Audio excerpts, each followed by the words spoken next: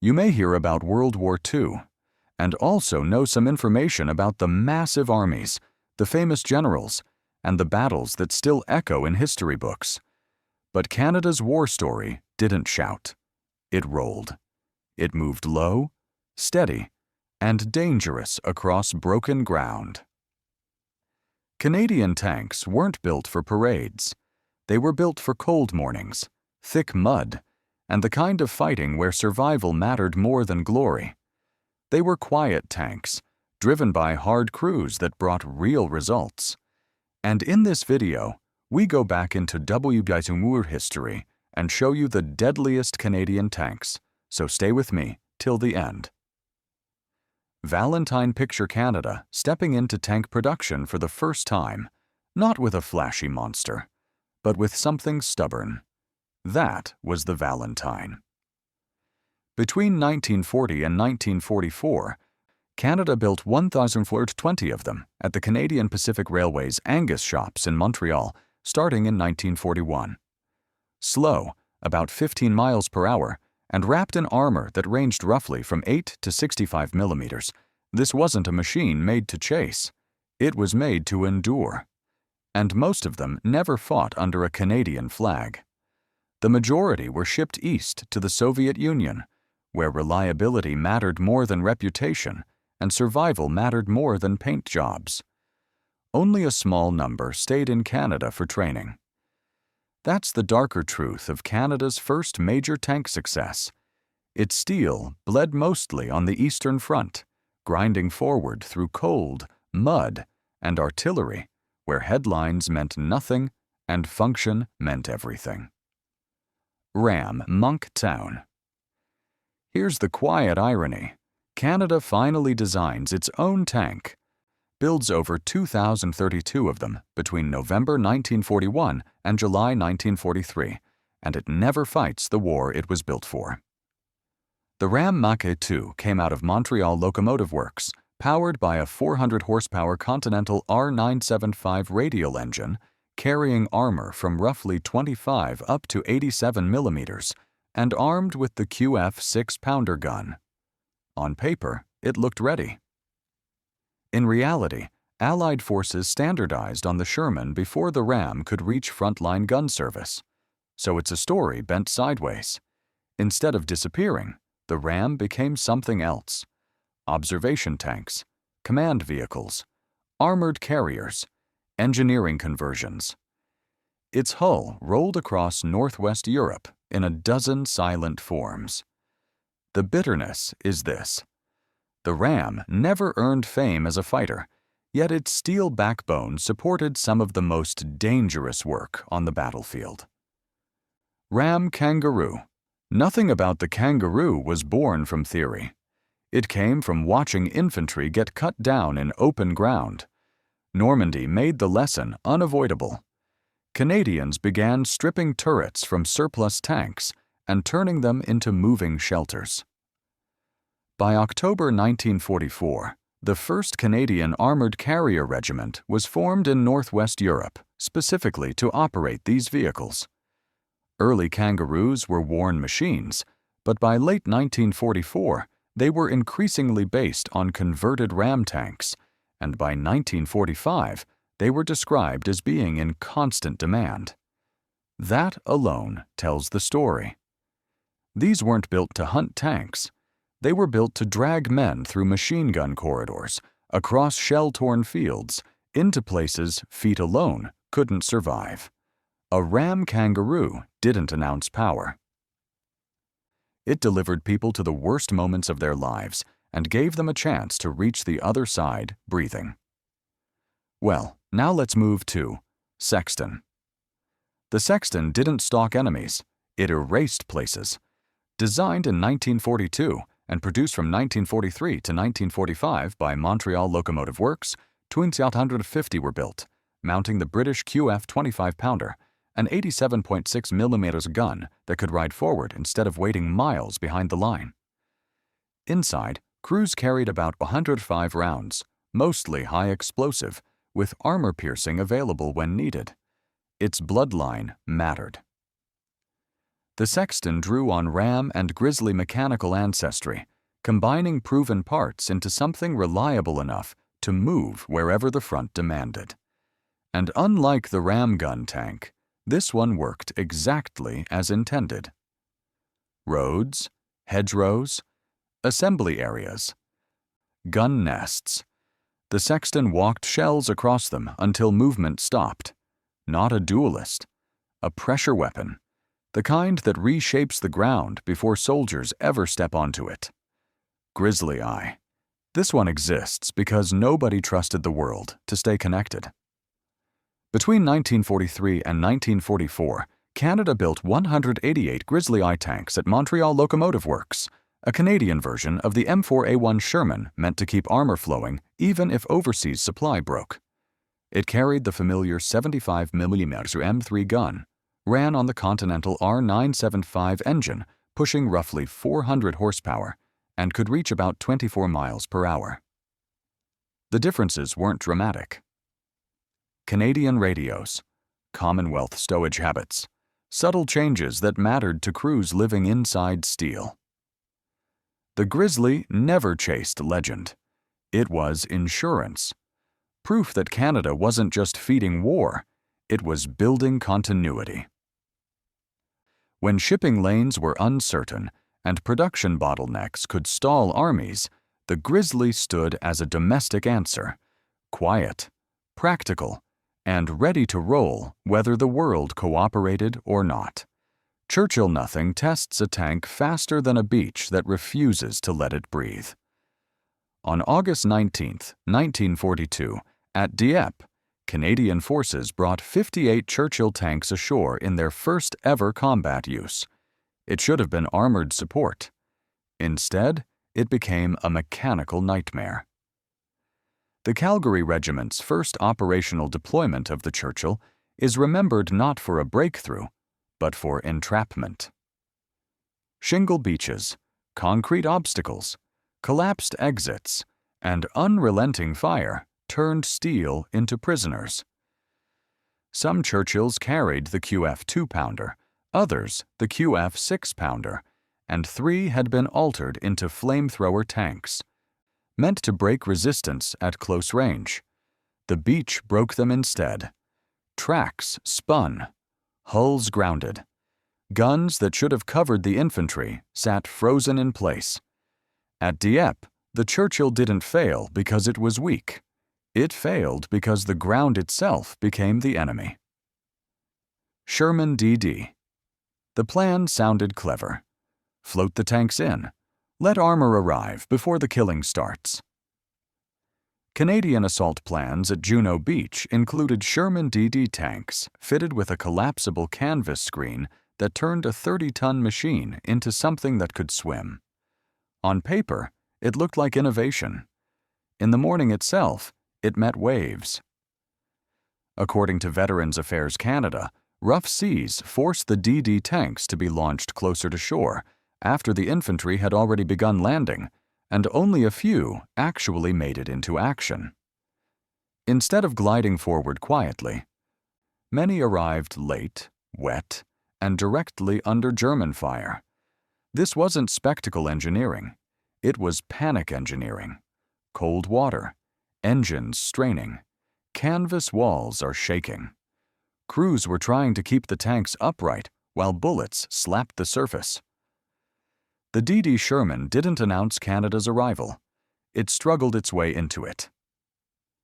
Sherman Firefly. When heavier German armor appeared, Canadian crews didn't look for new tanks. They changed the gun. The Sherman Firefly was the standard Sherman rebuilt around the British 76.2 mm 17-pounder, a weapon powerful enough to threaten Panthers and Tigers. In Commonwealth service, many were designated Sherman VC, often converted from the M4A4, Sherman 5 base. On D-Day, the Sherbrooke Fusilier Regiment landed at Juno equipped with waterproofed 75mm Shermans and 17-pounder Fireflies, giving Canadian armor immediate reach against heavy opposition. The Firefly never needed ceremony. Its longer barrel alone told crews what it was meant for. It waited. It watched. And when German heavy tanks appeared, it was usually the quiet Firefly crews who were already aiming. Not a symbol tank. A problem solver. The one everyone wanted nearby when steel started showing. And now let's talk about Sherman Bomb. Some tanks survive battles. Bomb survived the war. An M4A2 Sherman III with the Sherbrooke Fusilier Regiment, Bomb landed in Normandy and stayed in the fight from D-Day through to the end of the campaign without ever being knocked out. That alone is almost unnatural. Regimental records credit it with firing over 6,000 rounds and surviving at least one confirmed shell hit. While other vehicles were replaced, salvaged, or burned out, Bomb kept rolling through hedgerows, towns, river crossings, and winter roads. No special armor, no experimental system, just a tank that crews repaired, trusted, and drove back into danger again and again. That's why Bomb fits the silent destroyer idea better than any nickname ever could. It didn't earn fame through spectacle. It earned it by continuing to exist where most steel did not. Stuart light tanks. Before Sherman rolled forward, something usually went ahead of them. By this stage of the war, the Stuart's light gun no longer belonged in heavy tank fights, so its role shifted. Reconnaissance, screening, liaison, finding what waited around the next corner before something larger committed. That change defined the Stuart's Canadian service. These tanks were sent to look, not to dominate, which meant they met mines, sudden ambushes, and hidden guns first. On D-Day, the Sherbrooke Fusiliers Landing Organization included 11 Stuart light tanks assigned to HQ Squadron, operating alongside the heavier machines. Fast, lightly protected, and constantly moving, they filled the space between uncertainty and contact. The Stuart's job wasn't glorious, it was exposure. And in armored warfare, the first machine to see the enemy is usually the one in the most danger. 17 PDR SP Achilles. Think about a road that looks empty. That's where the Achilles lived. The vehicle itself began life as the American M10 tank destroyer, but Britain refitted it with the 17-pounder gun, turning it into something far deadlier. By the end of the war, Britain had received roughly 1,650 M10s, and about 100 these were converted into this long-barreled form. Canada's involvement came late. The 6th Canadian Anti-Tank Regiment, RCA, didn't receive 17 PDR M10s until September 1944. Before that, they worked with 3-inch M10s and towed 17-pounder guns. The Achilles didn't announce its presence. It waited. It watched road bends, village exits, and narrow approaches. Its whole purpose wasn't movement, but interception, turning a single stretch of ground into a one-way sentence for anything armored enough to try it. Skink AA tank. This one came from fear of the sky. In 1943-44, Canada developed a self-propelled anti-aircraft tank specifically for the 1st Canadian Army, worried about columns being shredded by low-flying aircraft. The result was Skink, built on the Grizzly WWII Sherman chassis and armed with 4 20mm Polston cannons. Only 3 were ever completed before the program was cancelled in 1944. By the time Skink arrived, the Luftwaffe threat had faded. And that's where the story darkens. Instead of tracking aircraft, Skink turned its clustered guns on the ground. The same fire meant to rip planes apart began chewing through infantry positions and fortified points. The sky went quiet. The tank didn't. Skink proved that once a weapon exists, it rarely waits for the role it was promised. Holy Roller Long. Before it reached a beach, Holy Roller already belonged to the war. It was an M4A2 75. Sherman built in late September 1942 at General Motors' Fisher Tank Arsenal in Michigan, then shipped to England for Canadian use. Assigned to the 6th Armored Regiment, 1st Hussars, it landed on D-Day at Juno Beach and never left the front. From the fighting around Caen to the crossings of the Scheldt, Holy Roller operated continuously across northwest Europe until VE Day with a full Canadian crew. Technically, there was nothing exotic about it. A 75mm M3 gun, Browning machine guns, and diesel power like many others. What separated it was survival. It took hits. It fired thousands of rounds. And while countless machines disappeared into smoke, Holy Roller remained. Steel memory on tracks. Ram Badger, some tanks are built to punch holes. Others are built to end hiding.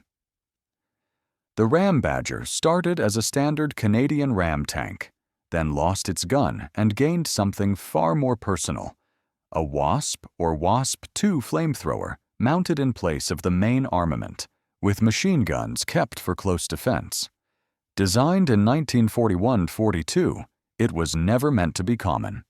It was meant to be decisive. Urban streets, fortified hedgerows, concrete corners that rifles couldn't solve. Flame tanks existed for those spaces. The Badger's job was brutal. Flush defenders from cover, burn obstacles away, and force positions to collapse. No glory came with that work. Only silence afterward. The Badger stands as a reminder that Canadian armor didn't only break steel, it sometimes broke the idea that shelter could save you. Sherman 105mm when Canadian armor needed weight rather than speed. This version answered.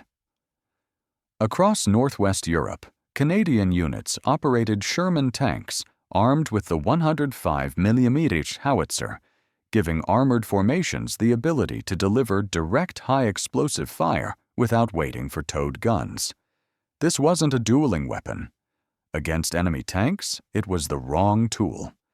Against bunkers, strong points, and entrenched positions, it was exactly right. The 105mm howitzer's heavy explosive load made it a mobile demolition piece, rolling up, leveling resistance, and letting infantry move behind it. In the mud, hills, and hedgerows of 1944-45, this Sherman variant reshaped ground rather than chasing opponents. It showed that battlefield power doesn't always crash. Sometimes it presses forward slowly, loads again, and removes whatever's still standing. These weren't machines built for posters or victory parades. They were built for wet boots, shaking hands, and roads no one wanted to cross. Canada's tanks didn't chase legends. They carried men forward when silence was heavier than noise. And sometimes, that quiet work changed everything. If you enjoyed this video, then show your love by hitting the like and subscribe buttons. Thanks for walking through history with me.